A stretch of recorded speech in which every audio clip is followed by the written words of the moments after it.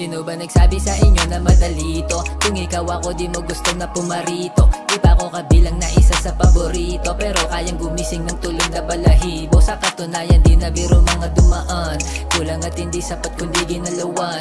Yung mga pinangarap at planong dinasalan, para bukas o sa makalawak na naganapan. Handa lang sabayan at sumalungat sa alon o makipagwasakan sa kung sino mang humamon. Bagalan o bilisan sunog kahit walang panggatong, malamang ay abangan. Sa panahong yumabong na harap, ang mikropono ay nagpapakabuwang. Sa malalim na gabi nakapilang ang katuwang, manatiling mainit sa gitna ng tagulan, dahil walang ibang bubuhat sa aking upuan. Kundi ako wala nang madami pang dahilan, tatanawin ang mga di na dapat balikan. Hindi ko na kasi mapigil ang kasabikan, nakatuparan ay tuluyan ang mahalikan.